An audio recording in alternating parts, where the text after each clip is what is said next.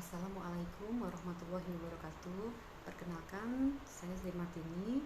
Saya akan menyampaikan ilmu yang sudah saya dapat di pembelajaran ABK. Mungkin ayah, ibu, papa dan mama mengenal lebih dari saya apa itu ABK. ABK kepanjangan dari anak berkebutuhan khusus. Untuk mengenal lebih lanjut lagi, mungkin ayah, ibu, papa dan mama sering melihat ada anak usia 2 tahun menangis, berteriak-teriak meminta es krim kesukaannya untuk dibelikan. Lalu ada anak remaja sama menangis meminta es krim kepada ibunya dengan cara berteriak. Nah, menurut ayah ibu, mana yang dikatakan wajar, mana yang tidak wajar atau tidak normal?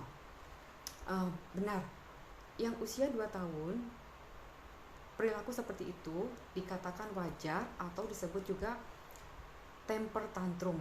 Sedangkan yang usia remaja berperilaku seperti itu dikatakan tidak wajar atau abnormal.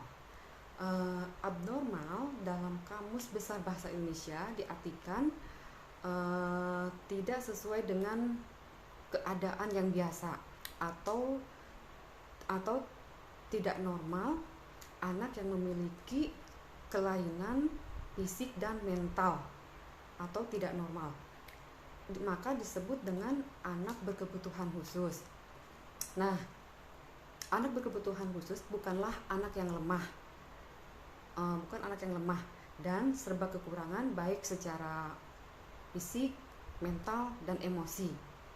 Mereka tetap harus mendapatkan perilaku yang khusus.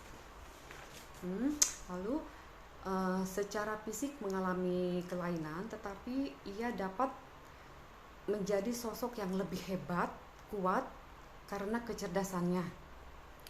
Setidaknya ada beberapa cara untuk mendeteksi kami orang tua atau kami pendidik PAUD mendeteksi bagaimana mengetahui anak itu punya kelainan. Di antaranya, 1, memerintahkan anak usia dini untuk memakai dan membuka bajunya sendiri. Yang kedua, memerintahkan anak usia dini menyebutkan 4 macam warna dari mainan tersebut. Contohnya, ambilkan mainan itu dan sebutkan warnanya. Yang ketiga, meminta kepada anak usia dini untuk mendengar. Contohnya, apa kabar nak? Kemudian tanyakan kembali pertanyaan tersebut. Yang keempat, memerintahkan anak usia dini untuk melompat dengan 1 kaki sebanyak 3 kali.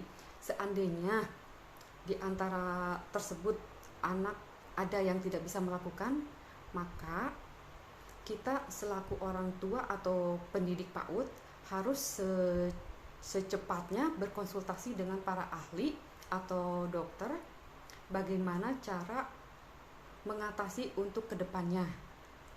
Nah, di sini ada 3 faktor fase kelainan pada anak usia dini. Di antaranya 1, fase sebelum kelahiran, fase saat melahirkan, fase setelah melahirkan. Beberapa penanganan yang dapat dilakukan dalam menghadapi anak usia dini dengan perilaku temper tantrum antara lain: 1, mencoba mengerti dan memahami jenis tantrum apa yang terjadi pada anak usia dini. Jika anak menunjukkan manipulatif tantrum, abaikan saja anak tersebut, biarkan, tidak usah dilihat.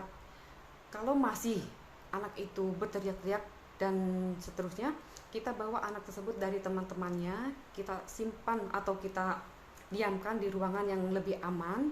Maka kita kasih tahu secara baik, secara perlahan. Kalau emang sudah reda, kita ajak lagi bersama teman-temannya. Nah, atau kalau kemarahannya masih meluap-luap, kita guru PAUD bisa dengan mengusap dengan mukanya dengan air, atau Kalau misalnya anak tersebut sudah memahami atau mengenal berwudu, mari kita ajak berwudu supaya kemarahannya lega, karena sebagaimana yang diajarkan oleh Nabi Muhammad SAW, dengan berwudu bisa juga dijadikan sebagai terapi untuk kemarahan seseorang. Mungkin itu saja dari saya. Mohon maaf jika masih banyak kekurangan. Terima kasih banyak. Wassalamualaikum warahmatullahi wabarakatuh.